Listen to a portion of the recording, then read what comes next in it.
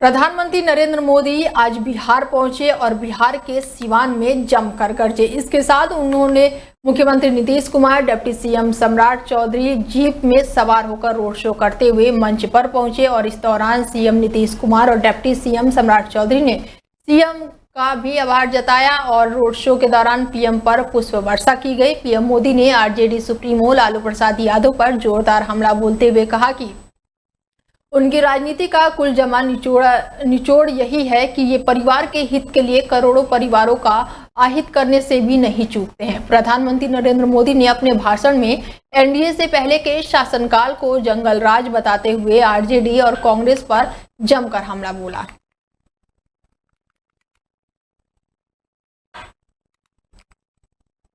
साथियों, मेरे इस विश्वास का कारण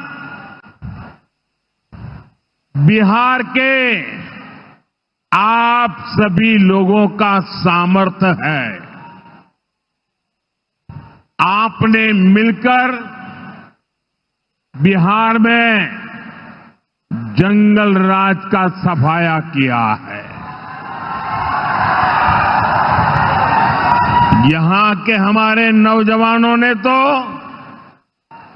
20 साल पहले के बिहार की बदहाली सिर्फ किस्सों और कथाओं में ही सुनी है।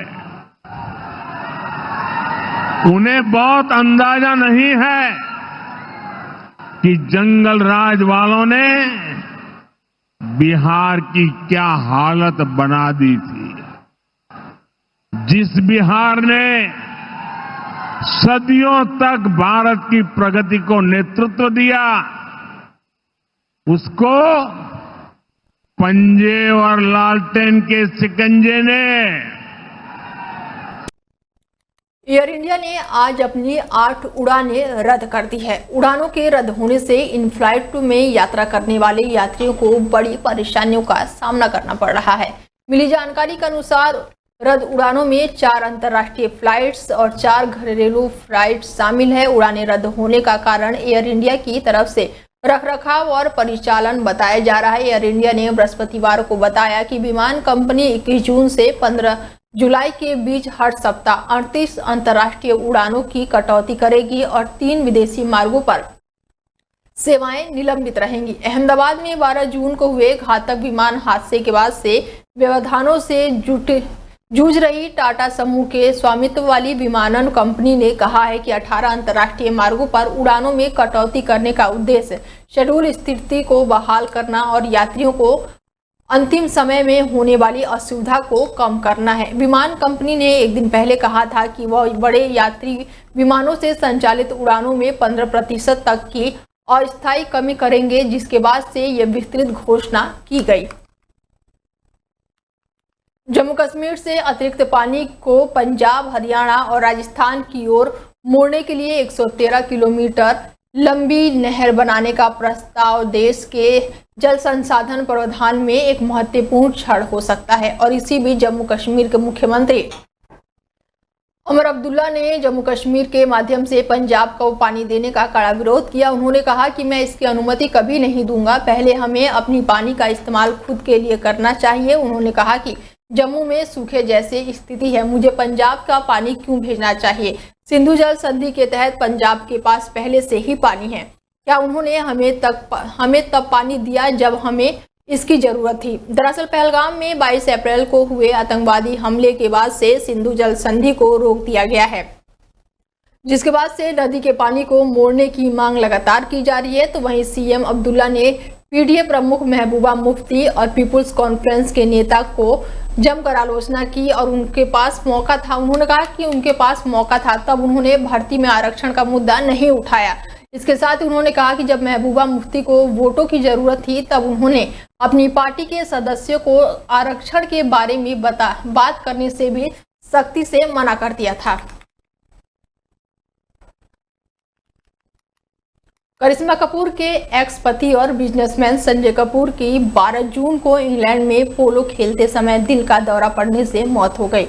वहीं निधन के 7 दिन बाद संजय कपूर का गुरुवार को दिल्ली में अंतिम संस्कार किया गया और इस दौरान उनकी एक्स पत्नी करिश्मा कपूर और अपने दोनों बच्चे को बच्चों के साथ मौके पर मौजूद रहीं। संजय की तीसरी पत्नी प्रिया सचदेव भी परिवार के साथ मौजूद थी। ऐसे में करिश्मा कपूर के बेटे ने तीसरी पत्नी प्रिया सचदेव के लाडले से भी संजय कपूर को मुखाग्नि दी गई है। करिश्मा कपूर और संजय कपूर की शादी का अंत बेशक दर्दनाक था, लेकिन अपने एक्स पति के अंतिम संस्कार में एक्टर काफी इमोशनल नजर आई हैं।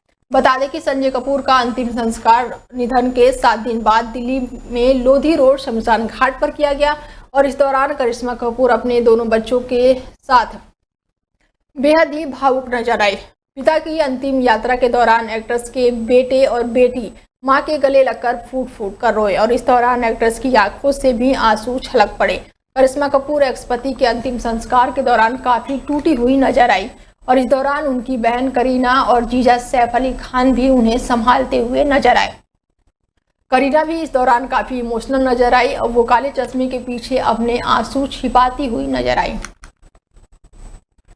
शिमला सहित हिमाचल प्रदेश के कई हिस्सों में बीते साल के मुकाबले 7 दिन पहले ही मानसून ने दस्तक दी है। प्रदेश के कई हिस्सों में हुई बारिश के कारण शुक्रवार को कई स्थानों पर लैंडस्लाइड की घटनाएं सामने आई है। शिमला के पिकअप गाड़ी पर मलबा गिरा है, जिससे वाहन पूरी तरह से क्षतिग्रस्त हो गया है और शिमला क्षेत्र में मार्ग का एक हिस्सा भी भूस्खलन की वजह से क्षतिग्रस्त हो गया है।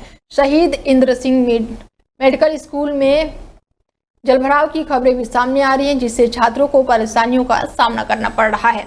अधिकारियों ने बताया कि भूस्खलन का कारण धर्मशाला का मार्ग पूरी तरह से यातायात वहां का बाधित हुआ है और सड़क को दोबारा चालू करने का काम लगातार जारी है। स्थानीय मौसम विज्ञान केंद्र ने राज्य के कुछ इलाकों में जैसे कि 22, 23, 25 और 26 को अत्यधिक भारी बारिश का ऑरेंज अलर्ट जारी किया है। मौसम विभाग ने रविवार, सोमवार, बुधवार और गुरुवार के लिए कुछ स्थानों पर अत्यधिक भारी बारिश का ऑरेंज अलर्ट और मंगलवार के लिए येलो अलर्ट जारी किया है। सपा अध्यक्ष अखिलेश यादव ने बीजेपी सरकार पर हमला करते हुए कहा है कि प्रदेश के गरीबों और वंचितों को शिक्षा से दूर करने के लिए बीजेपी सरकारी स्कूलों को विलय कर रही है और इससे ग्रामीण क्षेत्रों के बच्चे शिक्षा से वंचित रह जाएंगे। अखिलेश यादव शुक्रवार को सपा मुख्यालय में मीडिया को संबोधित कर रहे थे। उन्होंने कहा कि शिक्षा विभाग में 2 लाख से अधिक पद खाली हैं, लेकिन उनकी भर्ती नहीं की जा रही है। शिक्षा भर्ती के अभ्यर्थी लंबे समय से आंदोलन कर रहे हैं, लेकिन उनकी अभी तक सुनवाई नहीं हुई है। स्कूलों के विलय से ड्रॉप आउट रेट बढ़ेगा। यूं कहें लोग तो हम लोगों को परिवारवादी भी बोलते हैं, लेकिन एक शिक्षक का बेटा होने के नाते, एक शिक्षक का बेटा होने के नाते हर शिक्षक से मेरा पारिवारिक संबंध है और उनका दर्द मेरा दर्द है। जो साथी यहाँ हैं वो जानते होंगे कि जब भी नेताजी को, समाजवादी पार्टी को मौका मिला सरकार में काम करने का, जो भी शिक्षक आए होंगे उनकी समस्या का समाधान करने का काम नेताजी ने और समाजवादी पार्टी ने हमेशा किया।